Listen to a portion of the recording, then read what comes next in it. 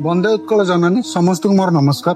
मु सुब्रत आमे मैंने गोटे सीरीज स्टार्ट करिया जाऊँ जो आमे आमर पुराना कल्चर्स पुराना ट्रेडिशनल्स एंड पुराना टेम्पल्स मानकर छोट छोट कहानी आपण मान सामने को आने चाहूँ कारण धीरे धीरे वेस्टर्न कल्चर्स आपणा द्वारा आमे आमर पुराना कल्चर्स पुराना टेम्पल्स कहानी मान को भूली भूली जाऊँ।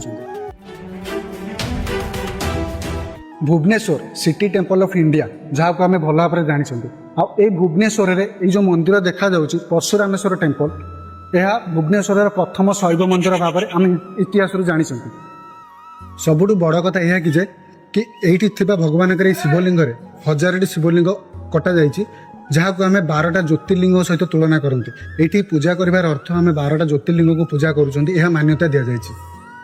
यही मंदिर उच्चता 40 फुट एवं ये मंदिर सामने स्ट्रक्चर को जगमोहन स्ट्रक्चर बोली कहुए। यही मंदिर हर महादेव को समर्पित थिले मध्य एटी 7टी नामर देवी पूजा पाई जहाँ को आम सप्तमैत्रिका देवी बोली कही था। यही परशुरामेश्वर मंदिर 650 AD 7th सेंचुरी रे शैलभाबा डायनेस्टी द्वारा शिव को डेडिकेट कर बना जाइथिला।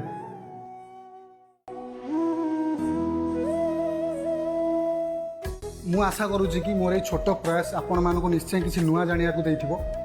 जदि मु एथिरे किसी मिस कर देइ थाए बा छाड़ी देइ थाए बा मोर किसी त्रुटि रही थाए आपण माने निश्चय मते कमेंट सेक्शन में जणांतु जहाँ द्वारा मु मोर आगामी वीडियो रे ताकू कवर अप करिया को चेष्टा करिबि।